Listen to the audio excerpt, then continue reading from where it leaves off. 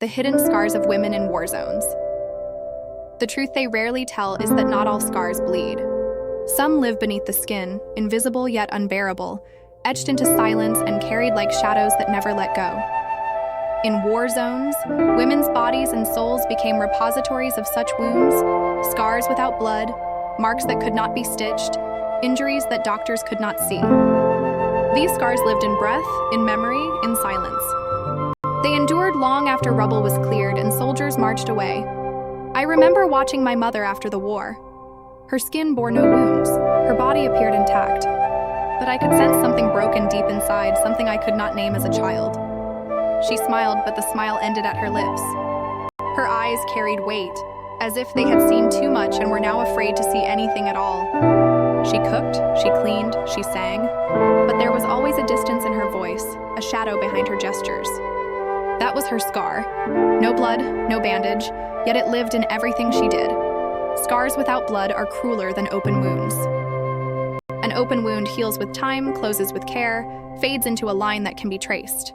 But invisible scars never fade because no one dares to treat them. Women carried shame in their bodies, hunger in their bones, silence in their throats.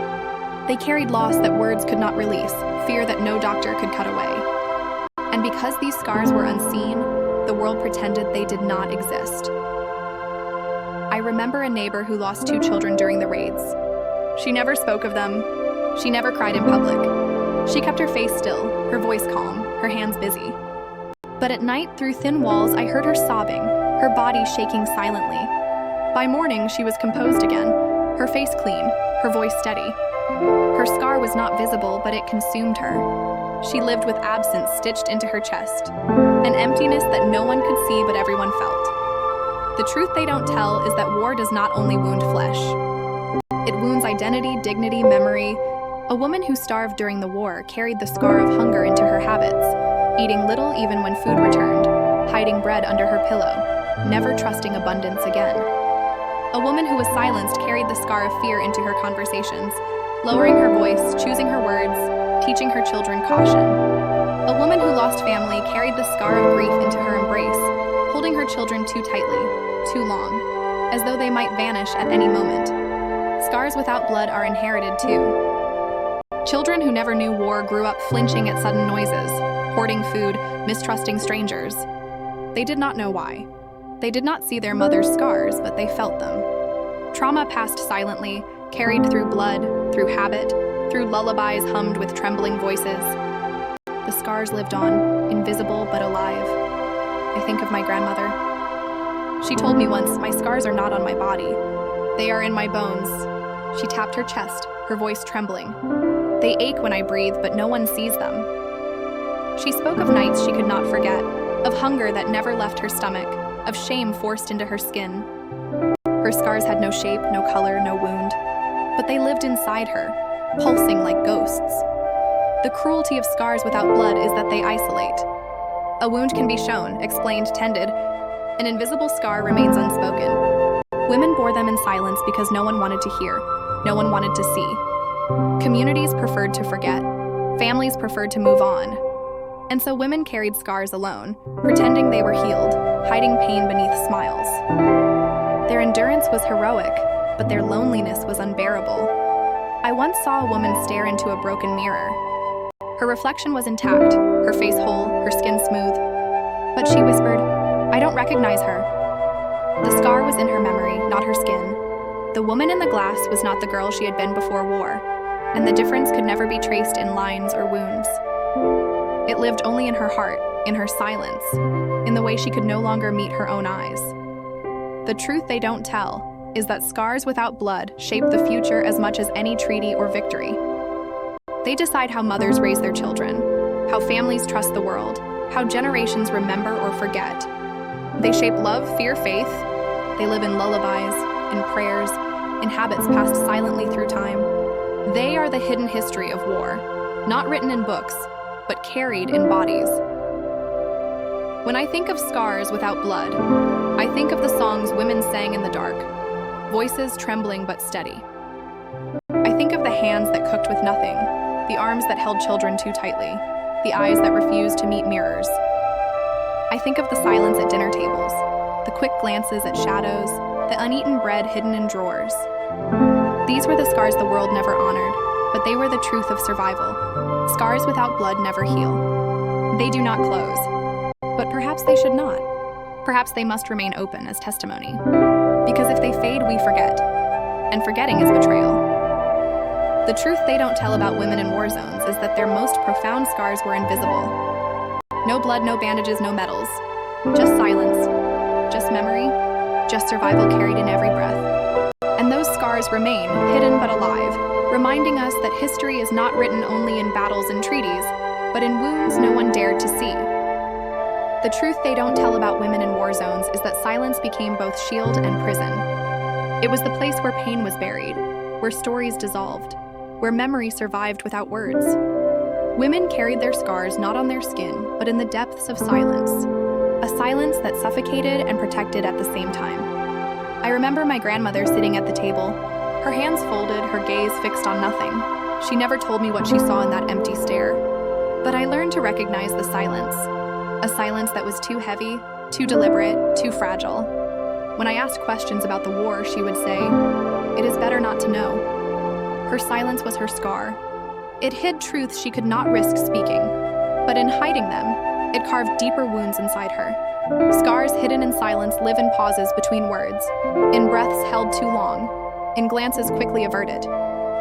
Women silence themselves out of fear. Fear of not being believed, fear of judgment, fear of reliving what they had survived. They silenced themselves to protect their children, to shield them from memories too heavy.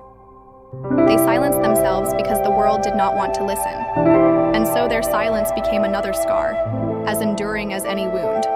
I once overheard two women whispering. Their voices were soft, broken, as if the air itself might betray them. They spoke of soldiers, of nights they could not forget, but as soon as they noticed me, they stopped.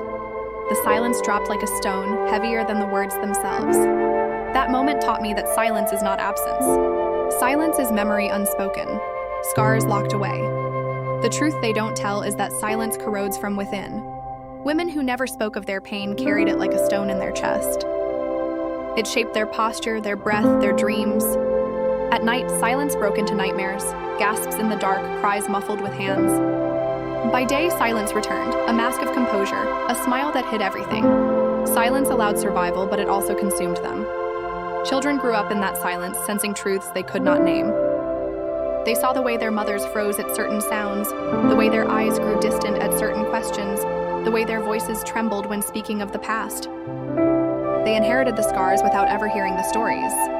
Silence itself became their inheritance, shaping how they lived, how they feared, how they trusted. I remember once asking my mother why she never spoke of her father, who disappeared in the war. She paused, her eyes filling with something she refused to let fall. After a long silence, she said only, "Some things are better left buried." But her trembling hands betrayed her. In her silence, I felt the weight of a story untold, a scar unhealed. That silence became mine too, passed down like an invisible legacy. Scars hidden in silence are cruel because they deny recognition. A visible scar can be pointed to, explained, honored. An invisible scar in silence has no witness. Women carried their truths alone, without acknowledgement, without validation. Their silence was a tomb for their pain, but it was also a grave for their voices. And yet silence was also survival. Speaking could bring danger, shame, rejection. Silence protected women from being judged, from being ostracized, from being shattered again. Silence was a shield, fragile but necessary. In silence, they endured. In silence, they carried on. In silence, they lived.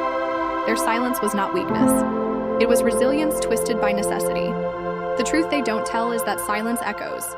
Even when words are never spoken, silence leaves marks. It fills rooms, shapes relationships, dictates what is possible to say, and what must remain unspoken. Families grew around silence like plants around a wall, bending, adjusting, but never breaking through. Generations learned to live with silence as if it were air, not realizing it was a scar inherited. I think of women who hummed instead of speaking, who prayed instead of telling, who worked endlessly instead of remembering. Their silence was not emptiness. It was language of its own, one we never learned to translate. Their scars lived in that silence, breathing, waiting, refusing to vanish. The truth they don't tell about women in war zones is that silence was louder than bombs. It lasted longer than destruction. It carried scars no one wanted to see. And even now, decades later, the silence remains, pulsing in our blood, reminding us that the deepest wounds are the ones no one dares to speak. Scars hidden in silence never fade. They are there behind every pause, every glance, every unspoken word. They are the testimony of survival, invisible but indestructible. They tell us, even without sound, that history is not only written in battles and victories, but in silences too heavy to bear. The truth they don't tell about women in war zones is that silence often took root in mothers. They bore the weight of memory, but never released it. They cooked, they cleaned, they raised children, they rebuilt lives. And yet they never told the stories that haunted their nights. Their silence became a wall, a fortress, a scar. The mother who never spoke lived two lives, the one she showed her family and the one she carried alone. I remember my mother's silences. They stretched across dinner tables, seeped into lullabies, pressed into the pauses of her prayers. She told us stories of before the war, how the fields looked in spring, how neighbors gathered for festivals, how she dreamed of a future. But when I asked about the war itself, her voice stopped. Her hands froze. Her eyes clouded. She would say only, "That is not for you to know." And then she returned to cooking, or sewing, or folding laundry, as if the question itself had been a sin. The truth they don't tell is that many women believed silence was love. By not speaking, they thought they were protecting their children from pain too heavy to bear. They swallowed their grief so their children might eat in peace. They buried their shame so their daughters might grow without fear. They carried their scars in silence because they did not want to pass them on. And yet, silence is inheritance too. Children feel what is unspoken. They carry scars even when they never hear their story. I once knew a woman who never mentioned her husband again after the war. He had disappeared, likely dead, but she lived as if he had never existed. She erased him from photographs, from conversations, from memory itself. Her children grew up not knowing his name, not asking, because they sensed the silence was impenetrable. Only years later, when one child found an old letter hidden in a drawer, did they realize the truth? Their mother had carried a grave inside her, unmarked and unspoken. The mother who never spoke is remembered in fragments. A trembling hand over her mouth when a memory threatened to escape. A sudden stillness when thunder shook the windows. A glance at the horizon that seemed to search for ghosts. These were the ways her scars showed themselves, not in words, but in gestures. Her silence was a language her children learned to read, even if they never understood it. The truth they don't tell is that silence consumes the one who carries it. Mothers who never spoke lived with unshared nightmares, with grief that rotted inside. They grew old with heavy shoulders, bent backs, tired eyes. They seemed strong to the world, but inside they carried screams that never escaped. Their silence protected others, but it imprisoned them. Their scars deepened with every unspoken year. I remember once waking at night to the sound of my mother crying.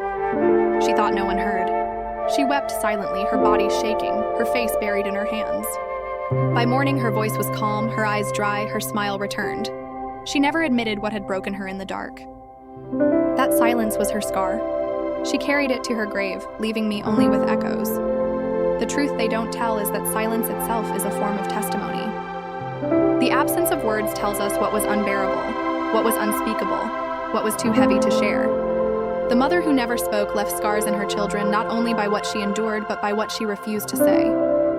Her silence became a question mark, a haunting presence in every memory. Generations later, we still feel the weight of these mothers' silence. We ask ourselves what they carried, what they lost, what they endured. We imagine the unspeakable, and in imagining, we inherit it. Their silence is not empty.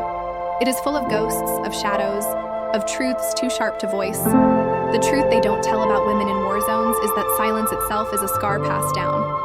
The mother who never spoke thought she was protecting her children, but she was also teaching them the weight of unspoken truths. They learned that some pain must be hidden, that some memories cannot be shared, that survival sometimes means burying words alive. And yet, even in their silence, mothers gave life.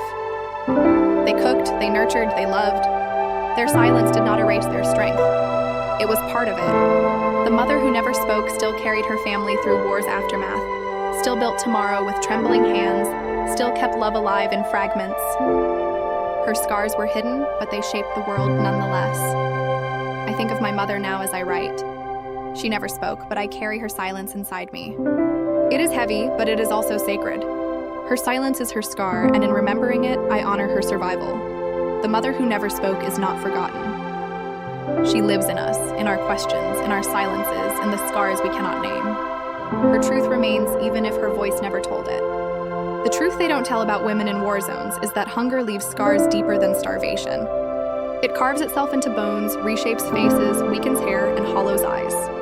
But beyond the physical, hunger seeps into the soul, becoming memory, becoming instinct, becoming inheritance. Even when food returns, hunger remains. It lingers like a shadow, reminding women every day that the body once begged, and the world did not answer. I remember my grandmother's kitchen. Long after the war ended, she cooked as though famine still crouched outside the door. Bread was never wasted. Soup was stretched until it was more water than substance. Leftovers were carefully wrapped, hidden in corners, guarded as if tomorrow might once again bring emptiness. She never admitted it, but her body remembered hunger. Her hands, her habits, her eyes scanning the table for waste. All were scars etched into her from those years. The truth they don't tell is that women bore hunger differently. They fed their children first, their husbands second, themselves last. They carved away their own strength so that others might live. They starved silently, carrying on with work even when their bodies shook. They grew dizzy, faint, their vision blurred, but they kept moving. Their scars were not only the hollowness of their bodies, but the guilt of having survived when others did not.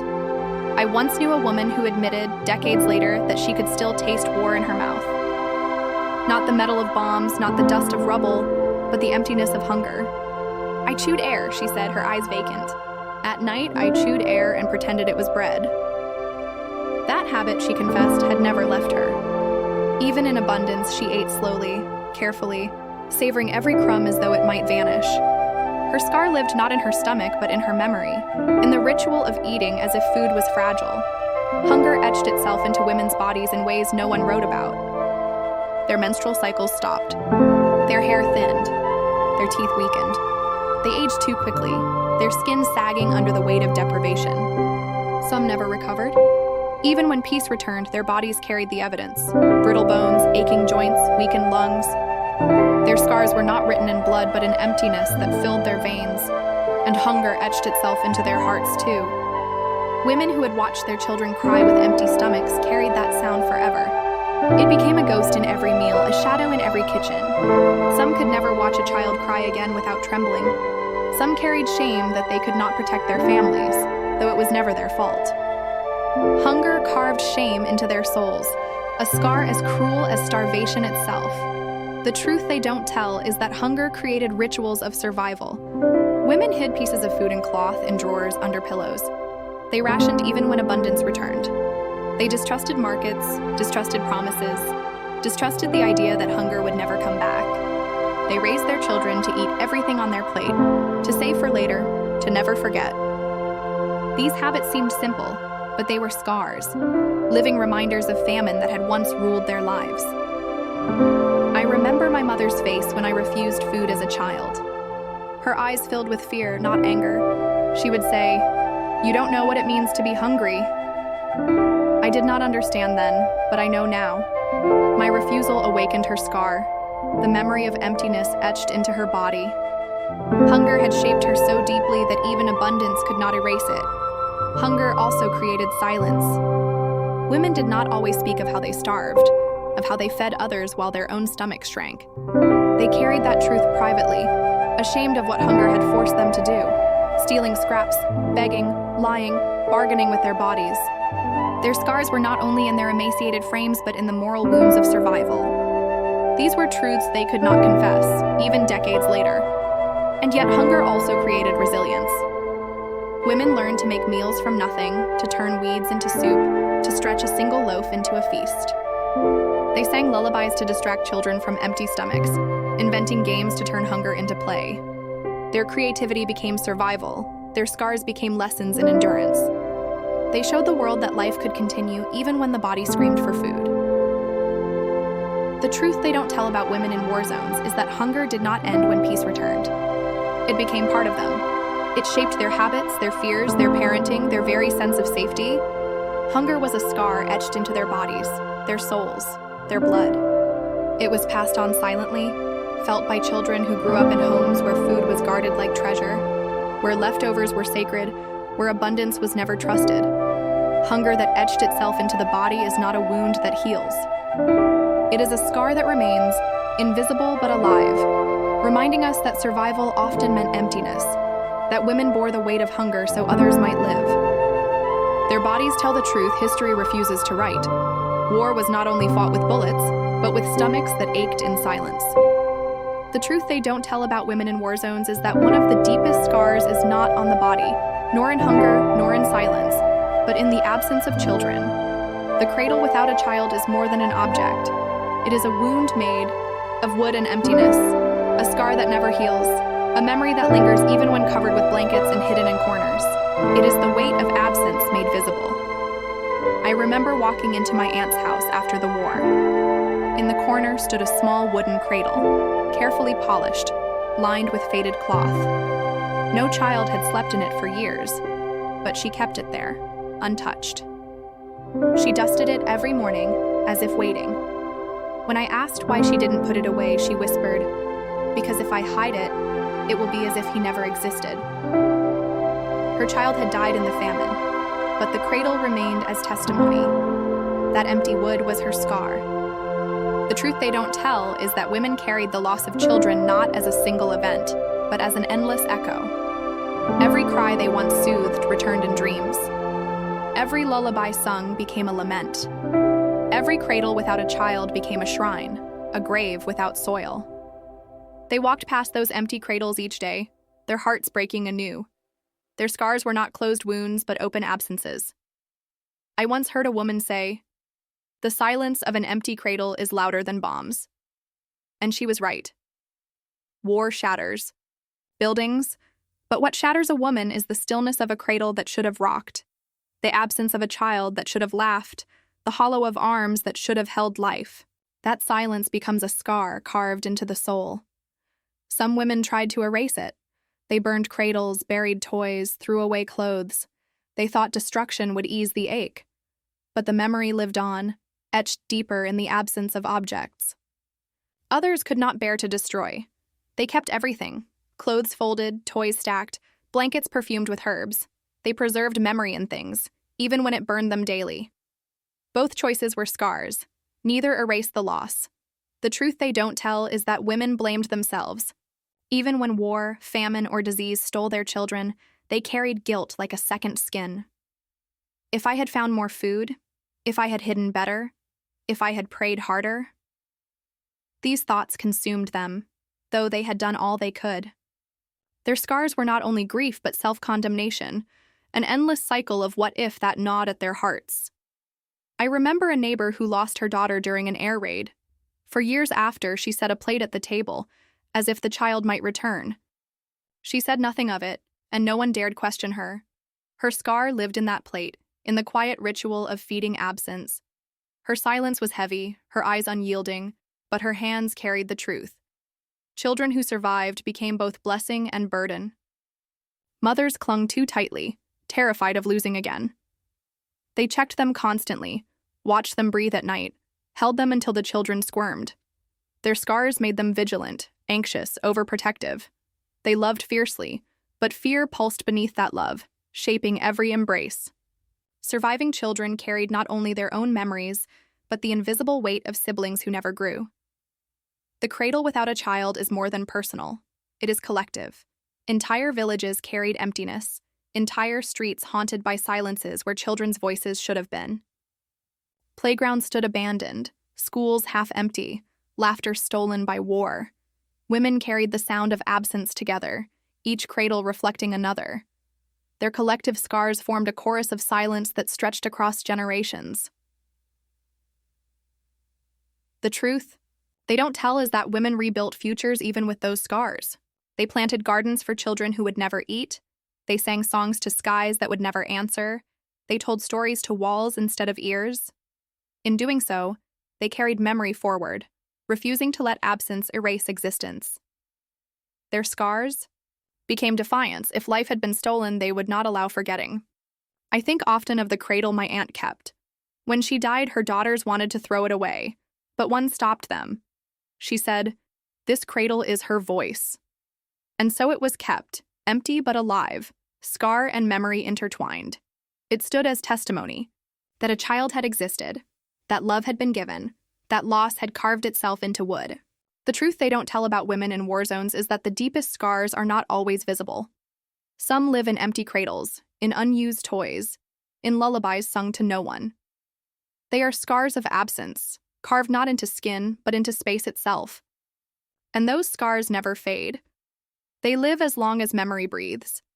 The cradle without a child remains, generation after generation, reminding us that war is not only measured in destroyed buildings or lost battles, but in silences where children should have laughed, in arms that should have held life but instead hold air. These are the scars women carried, invisible, unspoken, eternal. The truth they don't tell about women in war zones is that one of the heaviest scars they carried was shame, not their own, but the shame forced upon them. Violence stripped them of dignity, silence imprisoned them, and society sealed their wounds with judgment. They bore the weight of crimes they never committed, violations they never chose, humiliations that belonged not to them but to those who hurt them. Yet they were the ones who carried it, buried in shadows, for the rest of their lives. I remember my mother's friend, a woman with soft eyes who never married. People whispered behind her back, saying she had lost her honor during the war. They spoke as if survival itself had tainted her, as if what had been done to her was her fault. She never defended herself, never raised her voice. She simply worked quietly, tirelessly, her back bent, her eyes lowered. Her scar was shame that was never hers, but it lived in her like poison. The truth they don't tell is that shame silenced more women than death. Many never spoke of what was done to them. They locked it away in their bodies, never telling their children, their husbands, sometimes not even themselves. They lived in denial, carrying scars buried so deeply they bled only in nightmares, in sudden shivers, in tears they could not explain. Their silence was not choice. It was prison built by fear and judgment. I once overheard a woman whisper to another, "I have never told anyone." Her voice trembled, her face pale. She spoke of the night soldiers came, of how her body was no longer hers. She had carried that truth for decades, alone. She wept not only for the pain, but for the shame that had wrapped itself around her like chains.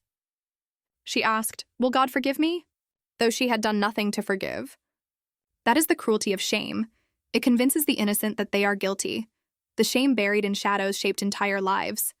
Women avoided marriage, fearing rejection if the truth emerged. Some lived without love, without intimacy, their bodies reminders of what they had endured. Others married but carried silence into their beds, unable to fully trust, unable to fully surrender. Their husbands often never knew, but they felt the distance, the scars hidden beneath touch. Shame distorted love, twisted trust, poisoned closeness. The truth they don't tell is that society betrayed women after the war as much as soldiers did during it. Instead of honoring their endurance, they judged them. Instead of seeing survivors, they saw stains. Communities whispered, neighbors pointed, families turned away. Women were exiled not by choice, but by shame imposed upon them. Their scars were not only in their bodies, but in their social deaths, the way they became shadows even while alive. I remember a story of a woman who was cast out of her village after the war. Her family refused her, her neighbors avoided her. She built a hut on the edge of the fields, living alone, raising chickens, surviving quietly. When she died, only a few came to her burial. But among her belongings, they found a diary, pages filled with her voice. She had written every day, pouring her silence onto paper. She had endured, she had survived, she had lived with scars buried in shadows. Her shame was never hers, but she carried it until the end. Shame is perhaps the cruelest scar because it rewrites identity. Women began to see themselves through the eyes of those who judged them. They doubted their worth, questioned their dignity, erased their joy. They became prisoners not of soldiers, but of memory, of whispers, of silence. And yet they continued to work, to raise children, to build life. Their endurance was quiet, invisible, unacknowledged. Children sensed it too. They noticed the way their mothers avoided questions, the way they flinched at touch, the way they grew distant in moments of intimacy. They did not know the story, but they inherited the silence, the shadows. Shame passed silently, shaping generations who felt the weight of scars they could not name. The truth they don't tell about women in war zones is that shame was never theirs to carry. It belonged to those who hurt them, to societies that abandoned them, to histories that erased them. But women carried it anyway, because the world placed it on their shoulders and refused to lift it. Their scars were heavy, not only because of what was done to them, but because of what was demanded of them after. I think of those women now, the ones who walked with lowered eyes, who never told their stories, who lived in shadows. Their silence was not weakness. It was endurance. Their shame was not theirs. It was theft, of dignity, of voice, of recognition. Their scars remind us not only of their suffering, but of our failure to honor them. The truth they don't tell is that women in war zones carried shame like a second skin, invisible but suffocating. They buried it in shadows, but it lived in their bodies, their silence, their solitude. And though the world never absolved them, we must. Because their scars are not marks of guilt. They are testimonies of survival in a world that betrayed them twice. The truth they don't tell about women in war zones is that their voices often became shields. When silence was unbearable, when screams would have been too dangerous, when tears risked revealing too much, women sang. Their songs disguised pain, carrying sorrow in melodies, hiding grief in lullabies, turning agony into sound that seemed soft, almost tender, yet was loaded with unspeakable weight. I remember my grandmother's voice. She sang while she worked, her tone steady, almost cheerful. But there was something in her songs that made me shiver even as a child. A tremor, a pause too long, a note held with too much force. Her songs were not celebrations. They were disguises. Beneath the melody, I could hear silence pressing, grief trembling, memory breaking. She never told me her story, but I heard it in her voice. Her scar lived in every song she hummed. The truth they don't tell is that music was both prison and release. Women sang to soothe children's hunger, to drown out bombs, to distract from footsteps approaching in the night. They sang when there was no food, no hope, no safety. They sang not because they were happy, but because song was survival. Pain wrapped in melody became bearable, at least for a moment. But behind every lullaby was a cry no one wanted to hear. I once heard a woman describe how she rocked her baby during an air raid. The ground shook, dust fell from the ceiling, neighbors prayed in whispers. She hummed a lullaby, the same her mother had sung to her. "If I stop singing, he will know I am afraid," she said. Her voice trembled but did not break. The baby slept through the night. She did not. Her scar was not only the terror of that night, but the burden of holding calm when she was breaking inside. Songs disguised pain, but they also carried memory. Women sang of fields they had lost, rivers they would never see again, names of children buried in silence. The melodies seemed gentle, but the words, when there were words, were sharp with grief. Some invented songs just to survive the weight of silence. They built lullabies out of absence, hymns out of hunger, chants out of despair. These songs never made it into history books, but they were testimonies written in sound. The truth they don't tell is that children inherited these scars through music. They grew up with lullabies that carried sorrow, with rhythms that disguised fear.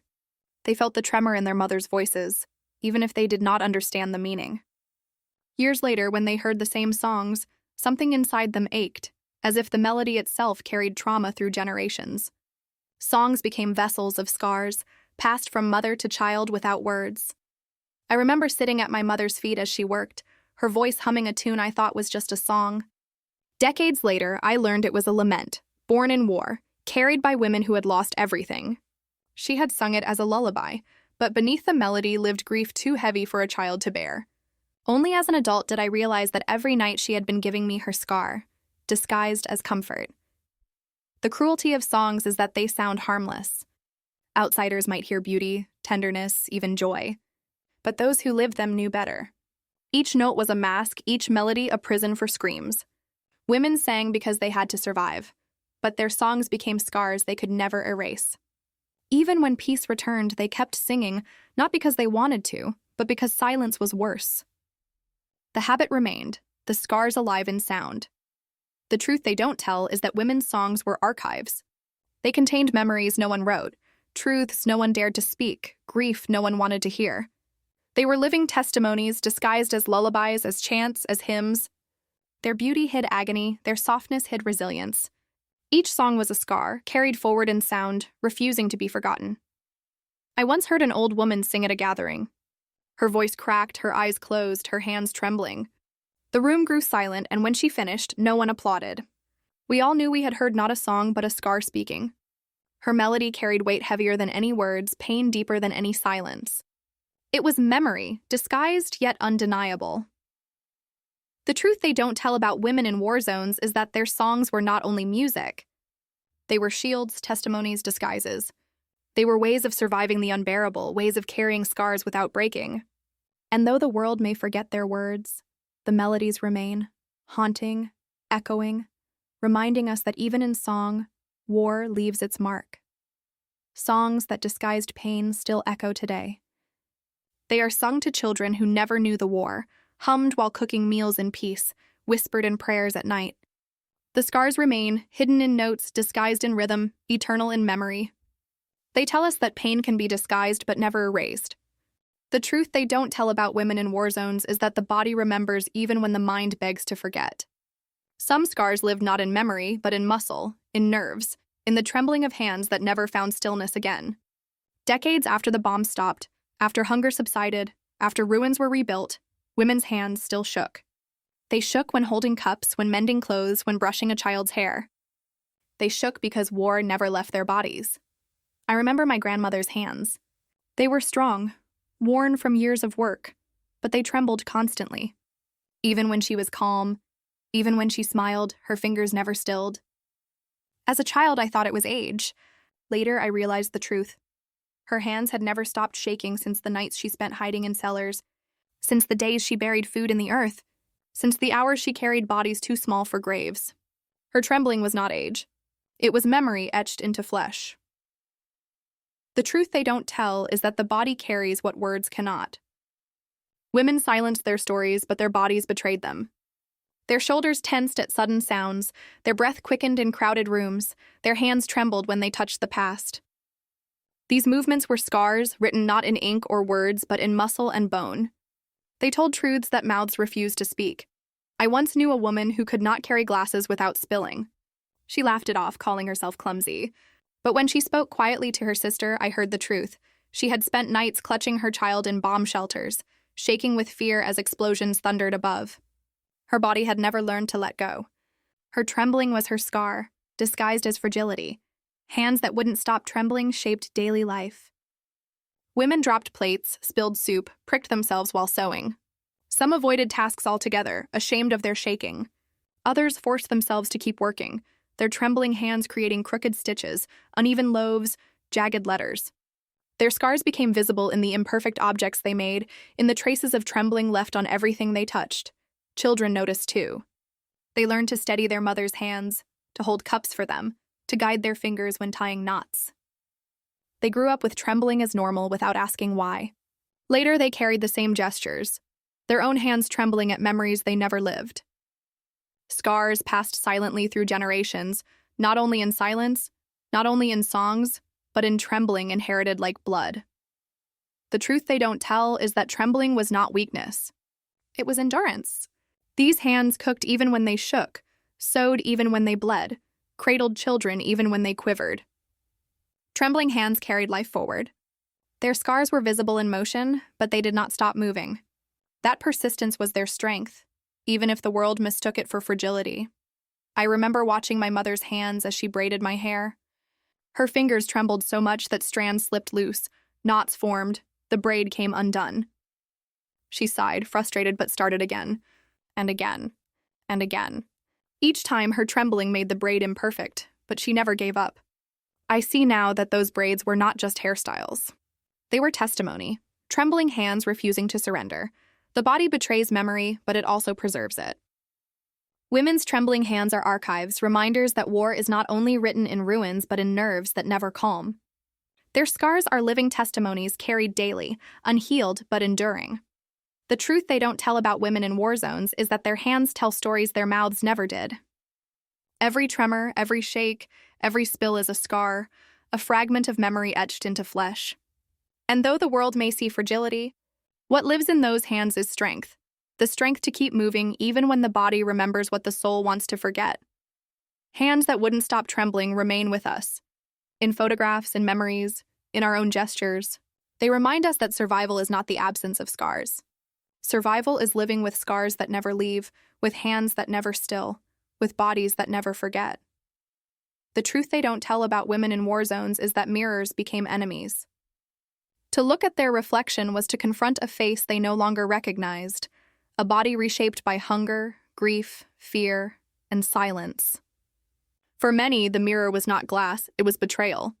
It showed them someone who survived, but not the person they had once been. It became a scar in silver, a truth they avoided, a reminder of the distance between who they were before and who they had been forced to become. I remember my mother covering the mirror in our house with a cloth after the war. She said it was to keep dust away, but I knew better. She avoided her own reflection, glancing away when she passed windows, never lingering on her face. I asked once why she didn't look at herself. She answered softly, "Because that woman in there isn't me." Her scar lived in that refusal, in the disconnect between her memory and her reflection. The truth they don't tell is that women lost not only loved ones, but themselves.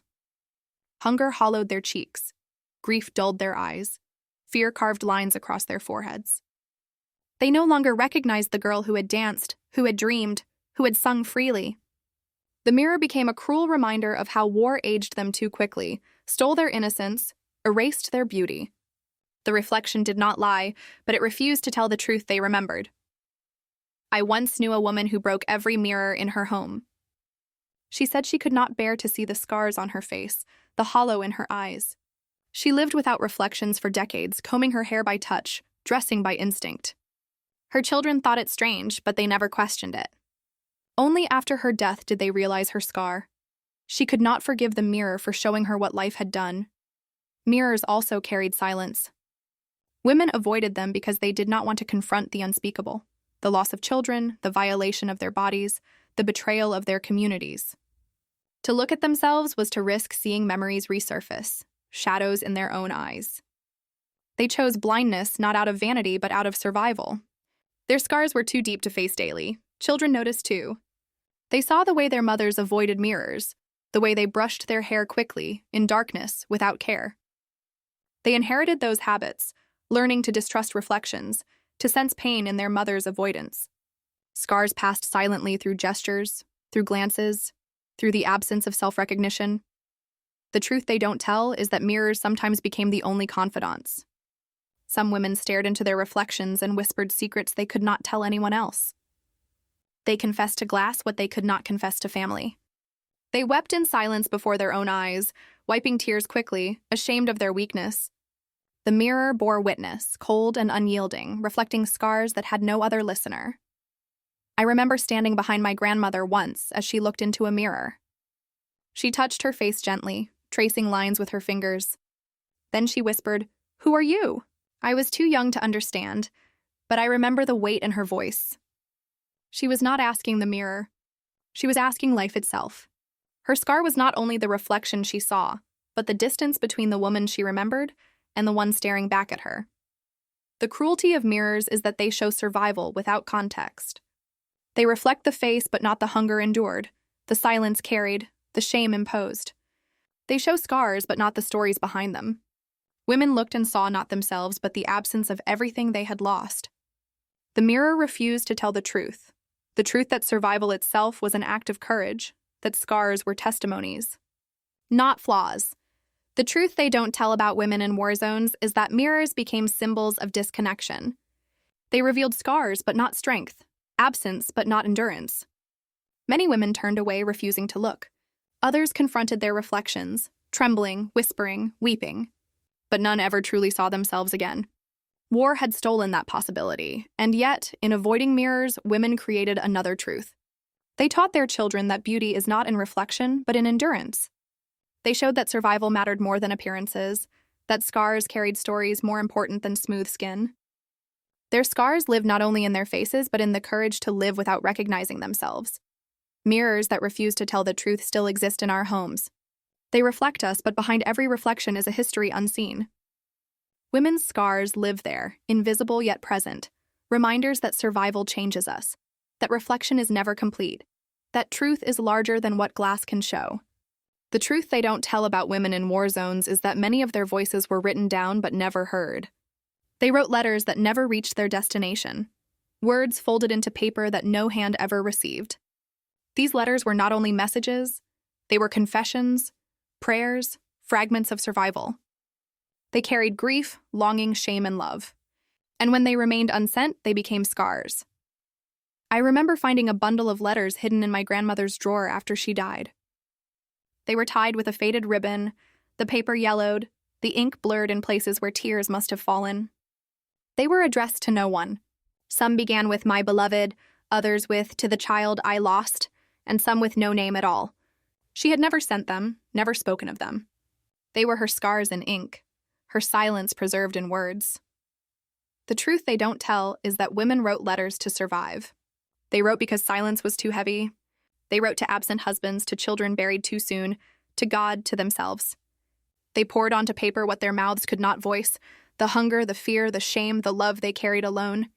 Each word was a fragment of their soul, preserved even if no one ever read it. I once heard of a woman who wrote a letter every day to her husband who had gone to the front. She never received a reply. When the war ended, she learned he had died in the first months. But she kept writing for years, filling notebooks with letters he would never read. She said, "If I stop writing, it will be as if he never lived." Her letters were scars, not messages, but memorials. Some letters were too dangerous to send. Women who resisted, who hid fugitives, who smuggled food, wrote words they dared not release. If discovered, those scraps of paper could have condemned them. So they hid them beneath floorboards, inside walls, under mattresses. Many were lost forever, burned in bombings, buried in rubble. The silence of those destroyed letters is a scar of its own. Voices erased before they could even be heard. The truth they don't tell is that letters were not always meant for others. Some women wrote to themselves, to remind themselves they were still alive.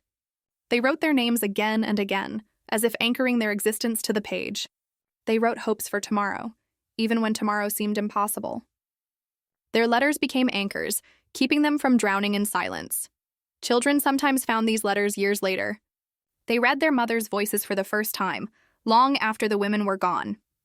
They discovered grief they had never been told, secrets they had never suspected, love they had never heard spoken. The letters became inheritances, scars passed down in paper and ink. They told truths too heavy to carry in life, released only in death. I remember one letter in particular from my grandmother's bundle. It said, "I write to you because if I speak, I will break. If I remain silent, I will die. This paper is the only place I can survive." She had survived not by speaking, not by forgetting, but by writing words she never sent. That letter was her scar, folded carefully, hidden from the world but alive in her drawer. The cruelty of unsent letters is that they carried truths the world refused to acknowledge. They contained the voices of women erased from history, their testimonies too fragile, too dangerous, too unvalued to be shared. The absence of their delivery became another silence, another scar. The letters waited, but no one came to read them, and yet, in those letters lived resistance. Women refused to let memory vanish. They refused to let grief consume them entirely. They refused to let silence erase them. By writing, they preserved themselves even if no one else would. Each unsent letter was an act of defiance, a voice refusing to be extinguished. The truth they don't tell about women in war zones is that the world is full of letters never sent. Hidden in drawers, burned in ruins, lost in attics, buried in archives. Each one is a scar, a fragment of survival, a testimony waiting to be unfolded. They remind us that women spoke, even when no one listened. They remind us that silence is never total. It leaks into ink, into paper, into memory. Letters never sent are not failures. They are victories. They survived even when their writers could not. They carry truths the world tried to bury, scars hidden in shadows, voices waiting for us to hear. The truth they don't tell about women in war zones is that forgetting is impossible when the body remembers. Minds tried to bury the memories, to lock them in silence, to push them into shadows where they could not be touched. But the body betrayed them. The body carried memory in trembling hands, in shallow breaths, in sudden sweats, in sleepless nights. It spoke through pain, through illness, through scars invisible yet undeniable. I remember watching my mother jump at the sound of fireworks long after the war was over. Her eyes widened, her body stiffened, her breath caught. She tried to laugh it off, saying, "It startled me, that's all." But I knew the truth. Her body remembered bombs even if her mind tried to forget. Her scar was not in her skin, but in her muscles, her nerves, her heartbeat. The truth they don't tell is that women's bodies carried trauma like hidden scripts. They walked with shoulders tense, as if still bracing for impact. They kept food close, as if hunger could return any moment. They avoided touch, their skin flinching even from love. They bore children, but their wombs carried the memory of loss. Their scars were written in posture, in habits, in the ways they moved through the world. I once knew a woman who could not sleep without shoes beside her bed. She said nothing of why, but her daughter explained, during the war she had to flee at night so often that her body never let her forget. Even in safety, even in peace, her body kept her ready to run. Her scar was not visible, but it lived in her feet, her instinct, her restless dreams. The body also remembered hunger. Women who had starved ate quickly, hoarding food, chewing slowly as if afraid it might vanish. Their stomachs ached long after they were full. Their bones remained brittle, their hair thin. No matter how much they ate, the memory of emptiness lingered in their bodies. Their scars were not hunger itself, but the memory of it etched into flesh. And the body remembered shame. Women who had been violated carried scars they could not name. Their minds tried to silence, to deny, to erase. But their skin tensed at touch, their breath quickened at closeness, their muscles froze in intimacy. Their bodies screamed what their mouths refused. They lived with scars in their very cells, carrying memory they never spoke. The truth they don't tell is that the body never lies. It remembers what the mind buries. It trembles, it resists, it aches. Doctors saw illnesses, weakness, fragility. They did not see memory. They did not recognize scars without wounds. Women endured silently, their bodies telling truths no one heard. I remember once watching my grandmother hang laundry. A plane passed overhead, harmless, ordinary. Her arms froze mid-air, her eyes clouded, her breath shallow. The cloth slipped from her fingers, falling to the ground. She stood motionless until the sound faded. Then she picked up the sheet, finished her task, and said nothing. Her body had remembered. Her mind had tried to forget. The scar was alive in her pause. Children inherited these scars too. They grew up with mothers who flinched, who hoarded, who wept at night without explanation.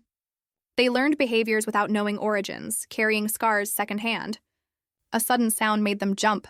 A missing loaf made them panic. A silence at the table made them uneasy. They inherited the memory their mothers' bodies could not bury. The truth they don't tell about women in war zones is that survival is not only in mind or spirit, but in body. Their bodies carried scars no one saw, memories no one acknowledged. They endured with trembling hands, with restless sleep, with nervous eyes. They bore children with those scars, raised families with them, built futures with them. Their endurance lived not in forgetting, but in carrying memory in flesh.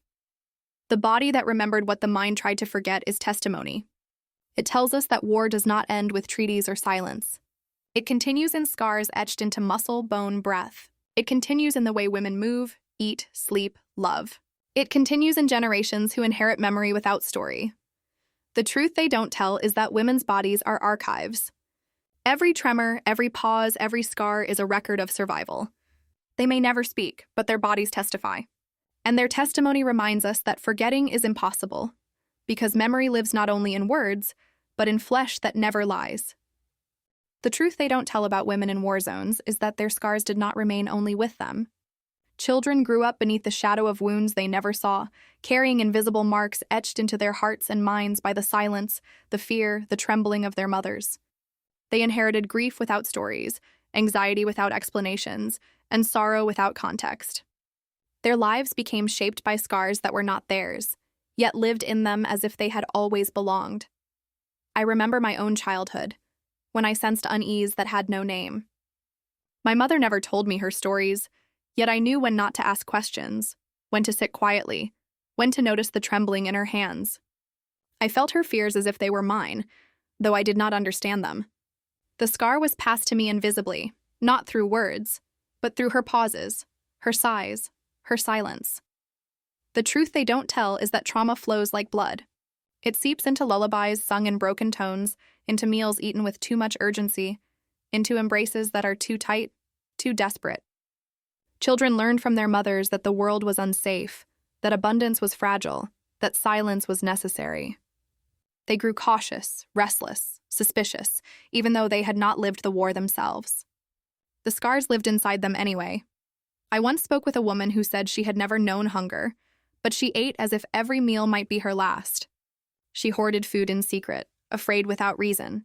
Later, she learned that her mother had starved during the war, rationing food and hiding crumbs in cloth. The daughter had inherited not hunger itself, but its memory, its scar. Invisible wounds passed quietly from one generation to another. Some children carried the weight of absence. They grew up in houses where siblings were never mentioned, where fathers' names disappeared from conversations, where mothers stared too long at photographs. They felt the ghosts even if they never saw them. Their wounds were confusion, longing for something unnamed, grief for lives they never met but always felt. The scar lived in the silence of their homes. The truth they don't tell is that children became guardians of their mother's scars. They learned to watch carefully, to notice the tremors, to shield their mothers from questions, to distract them from pain. They became protectors too soon, carrying responsibilities heavier than their years. Their invisible wounds were childhood stolen, innocence eroded by the weight of another's suffering. I remember my friend whose mother never allowed her to play outside when the sky grew dark. She says it's dangerous, the girl explained. Decades later, I understood. Her mother had seen too many nights when darkness brought soldiers, bombs, terror. The daughter carried that fear, reshaped into caution, never knowing its origin. Her scar was not the war, but the fear inherited from it. Invisible wounds shaped futures. Children grew into adults who feared abandonment, who distrusted peace, who clung to loved ones too tightly or pushed them away before loss could come.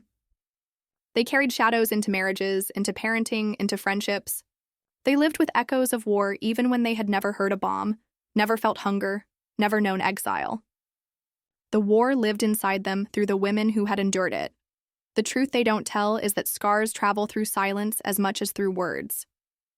A lullaby sung with trembling, a meal eaten with urgency, a hug held too long. These became conduits of memory. Children absorbed them, carried them forward, passed them unknowingly to their own children. Generations were marked not by events but by echoes, by wounds unseen but alive. I once met a woman who said, "I never knew the war, but I have always felt it."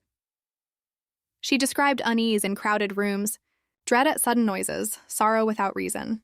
Later, when she discovered her grandmother's letters, she recognized the echoes in herself. Her invisible wounds were not weakness. They were inheritance. The cruelty of invisible wounds is that they are easily dismissed. Outsiders say, "You are not there. You are imagining." But scars do not need direct wounds to exist. They pass silently, written in blood, carried in habits, alive in the soul. To dismiss them is to erase the truth that trauma endures across generations. The truth they don't tell about women in war zones is that their children carried war too. Not in trenches, not in ruins, but in hearts shaped by silence, in fears planted by gestures, in wounds invisible but real. The scars stretched forward, unseen but undeniable, living long after the war was over. Children who carried invisible wounds remind us that war never ends when guns fall silent. It continues in trembling, in silence, in echoes passed from mother to child. These are the scars history forgets, but they live in us still, unhealed, unspoken, unending. The truth they don't tell about women in war zones is that their scars outlived them. War marked not only the women who endured it, but also their daughters, their granddaughters, generations born long after the last bomb had fallen. Scars moved silently through lullabies, through habits, through fears that made no sense but were real.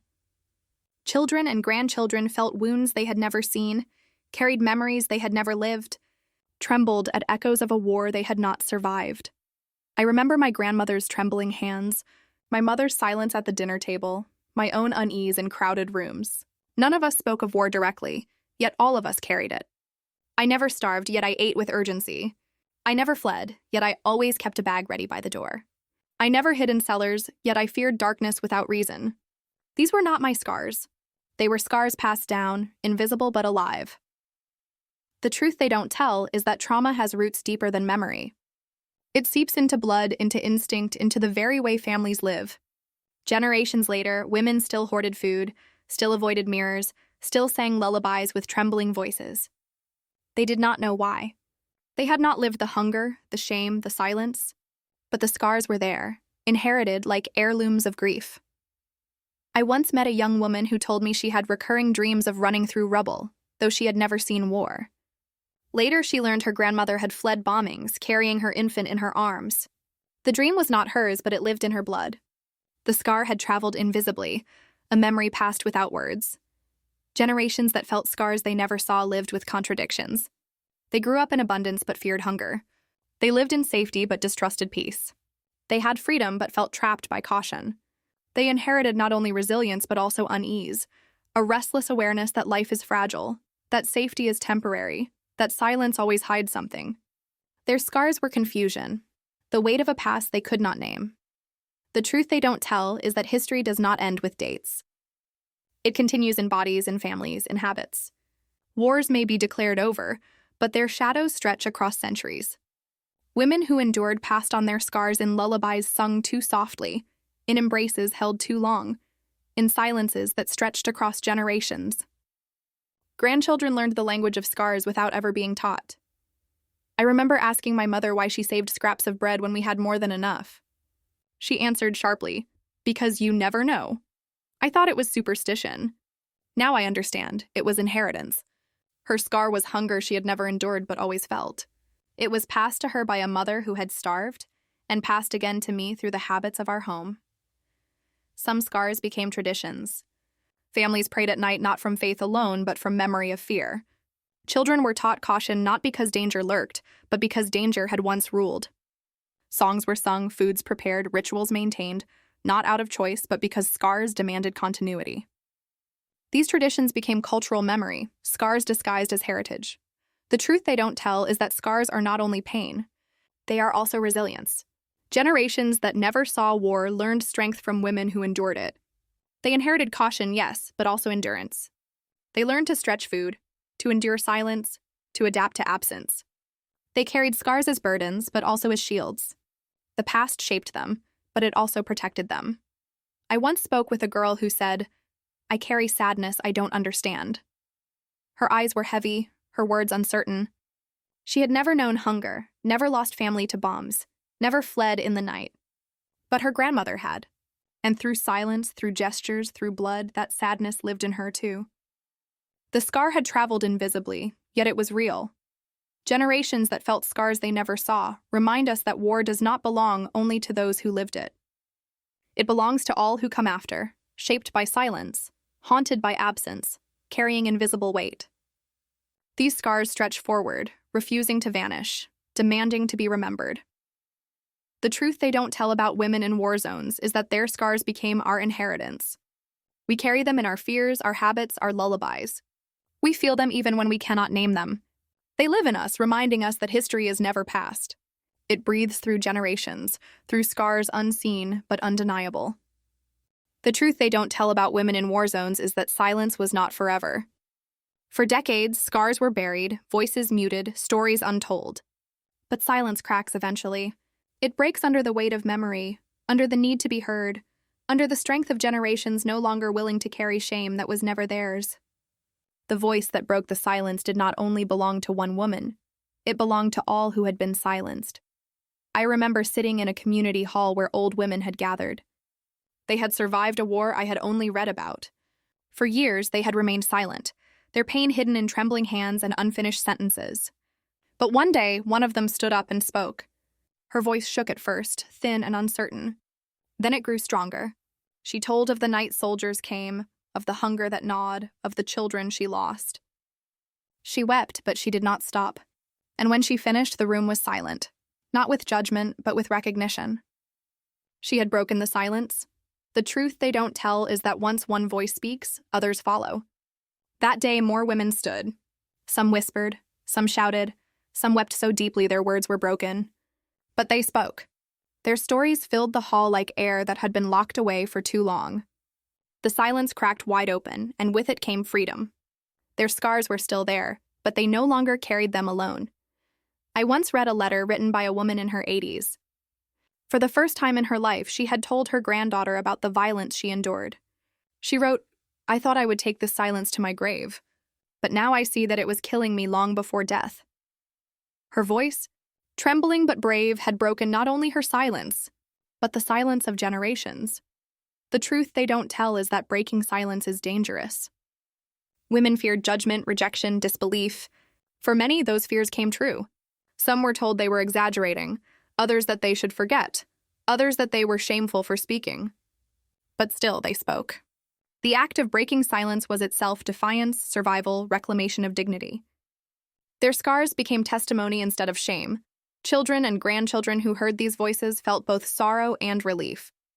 They finally understood the unease, the habits, the sadness that had shaped their homes. They wept with their mothers, their grandmothers, not only for the pain revealed, but for the years of silence that had hidden it. Their own invisible scars began to make sense. The silence that had suffocated them began to lift. I remember my own mother, who never spoke of her pain. But near the end of her life, she took my hand and whispered, "There are things you should know." Her words spilled slowly, painfully, haltingly. She wept more than she spoke. But when she finished, I felt something lift between us, as if her silence had weighed on me all along, and her voice had finally freed us both. Her scar became mine, but so did her strength. The truth they don't tell is that silence was never natural. It was forced, by shame, by fear, by societies that refused to listen. When women broke the silence, they reclaimed not only their voices, but their humanity. They refused to be erased. They refused to let their scars remain buried in shadows. They demanded to be seen, to be heard, to be remembered. The voice that broke the silence was not always loud. Sometimes it was a whisper in a dark room, sometimes a story told to a child at bedtime, sometimes a diary entry left behind. But every act of speaking cracked silence's hold. Each voice carried the weight of generations, transforming scars from secrets into legacies of survival. The truth they don't tell about women in war zones is that silence is powerful, but voices are stronger. One voice can break chains centuries old. One story can light fires in others. One confession can lift shame from countless shoulders. The voice that broke the silence may have trembled, but it did not fail. It became the echo of all who endured, all who suffered, all who survived. And now, because of those voices, we know. We cannot claim ignorance. Their scars are no longer hidden. Their stories are no longer erased. Their silence is no longer absolute. They spoke, and in speaking, they broke not only their own silence, but ours. The truth they don't tell about women in war zones is that their scars never disappeared, but neither did they remain only pain. Over time, scars became memory, and memory became inheritance. What was once silence turned into testimony. What was once shame turned into resilience. What was once hidden turned into legacy. Their scars, though invisible, live in us still, not only as wounds, but as reminders of survival. I remember walking with my grandmother through a field long after the war had ended.